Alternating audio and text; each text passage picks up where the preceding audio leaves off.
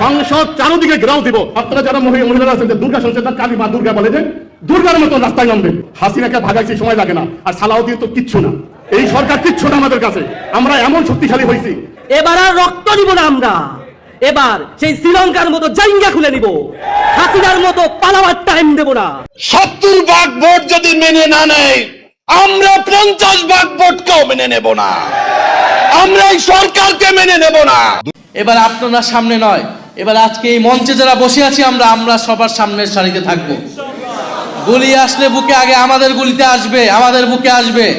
সম্পূর্ণভাবে সফল হওয়ার জন্যই আমরা এবার রাজপথে নামবো, সেটার জন্য আমরা প্রস্তুতি নিচ্ছি।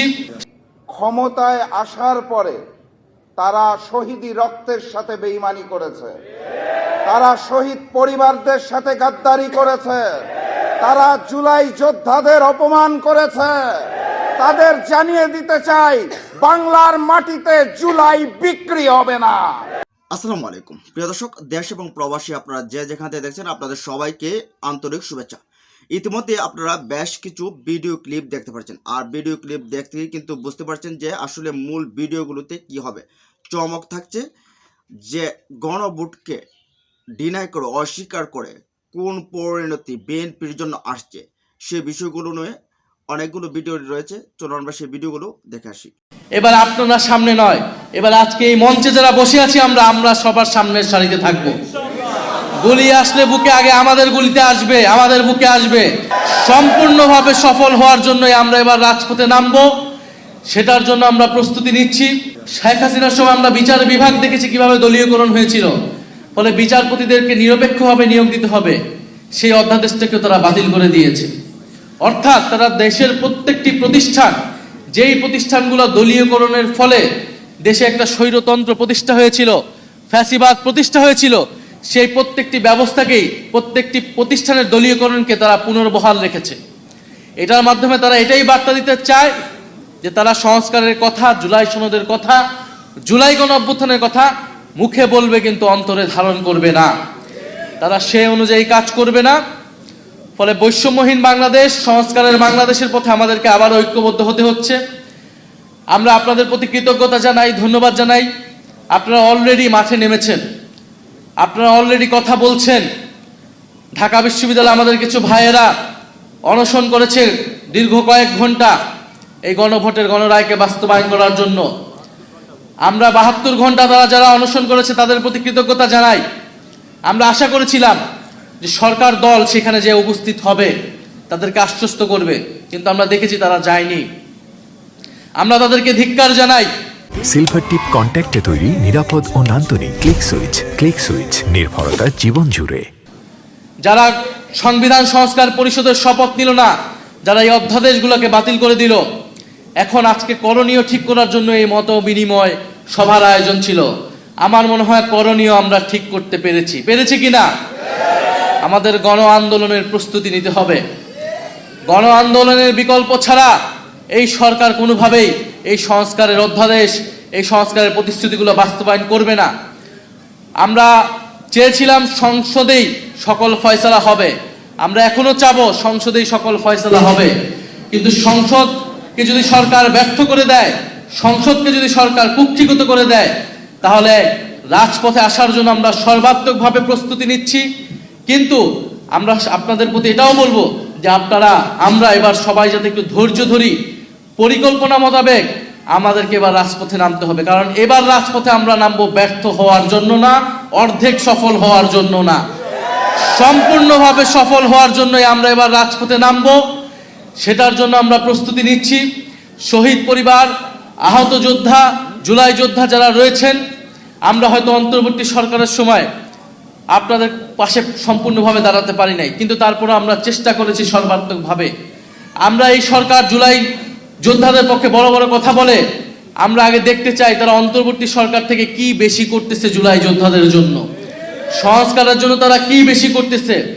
জুলাই অধিদপ্তর সেটা অন্তর্বর্তী সরকারের সময় করা হয়েছিল।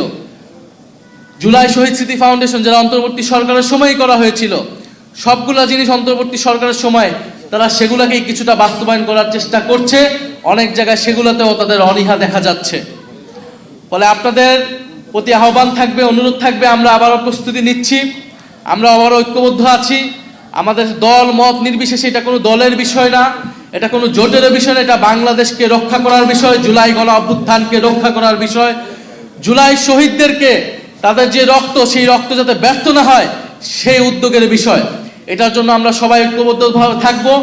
আজকে আপনারা যারা উপস্থিত হয়েছেন সবাই হয়তো কথা বলতে পারেন নাই, কিন্তু যারাই কথা বলেছেন সকলের আমরা সমান স্পিরিট দেখেছি, সবার কথা বলার, সবার মনের ভাষাটা আমরা বুঝতে পেরেছি।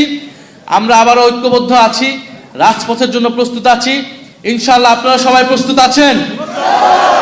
তবে আপনাদের প্রতি একটা কথা বলে শেষ করতে চাই।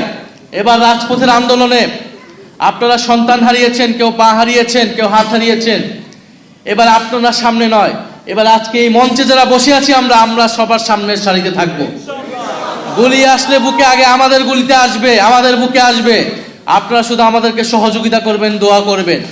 ইনশাআল্লাহ নতুন বাংলাদেশ প্রতিষ্ঠা হবেই, সংস্কার প্রতিষ্ঠা হবেই।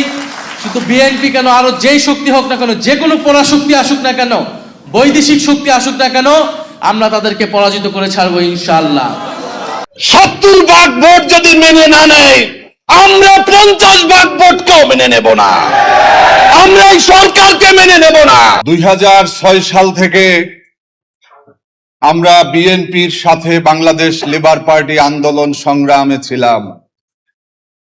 আমাদের সেই 4 দলীয় জোটের পরে আমাদের শীর্ষ নেতাদের মধ্যে নিজামী বাইকে ফাঁসি দেওয়া হয়েছে, বেগম খালেদা জিয়াকে গ্রেপ্তার করে বিনা চিকিৎসায় হত্যা করা হয়েছে, এবং আমি মতিঝিলের শাপলা চত্বরে যুবলীগের সন্ত্রাসীরা আমাকে নির্মমভাবে, বর্বরোচিত ভাবে যেভাবে হত্যার উদ্দেশ্যে হামলা করেছিল, আমার পুরো পিঠ সাদা। লক্ষ লক্ষ মামলা দিয়েছিল আওয়ামী লীগ, গুম করেছে, খুন করেছে, আয়নাঘর করেছে। তারপরেও আজকে বিএনপি ক্ষমতায় যাওয়ার পরে যেই চেহারা জাতির সামনে উন্মোচিত করছে, আজকে ঘৃণা লাগে, লজ্জা লাগে। এই বিএনপি সেই বিএনপি নয়। আজকে আমরা শহীদ পরিবারের বক্তব্য শুনেছি, আহত ভাই বোনদের বক্তব্য শুনেছি।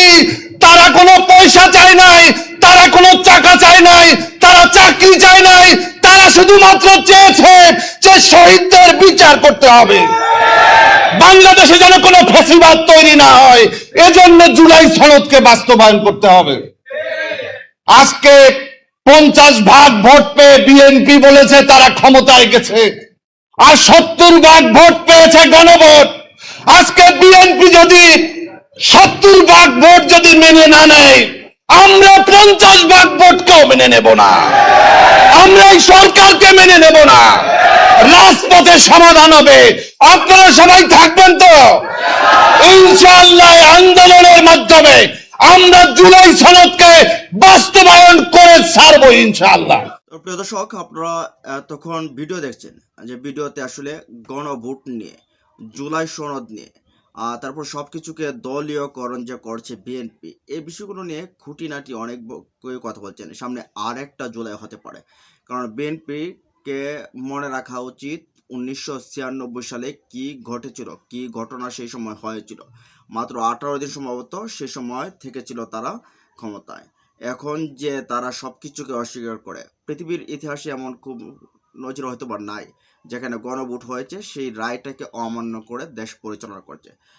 সেটা যদি বিএনপি যদি নিজেদেরকে অনেক বেশি বড় মনে করে, তাহলে হয়তো বা আওয়ামী লীগের পথে যদি তারা হাঁটে, সেই আওয়ামী লীগের পরিণতির জন্য তারা নিজেরাই নিজেদের জন্য দায়ী থাকবে হয়তো বা এই সিচুয়েশনের জন্য। যাই হোক, আপনারা ভিডিও দেখছেন, সেই ভিডিওতে এই যে আলোচনা, এই যে কথাবার্তা, এই বিষয়গুলোর সাথে আপনার মতামত কি জানিয়ে দিন কমেন্ট বক্সে।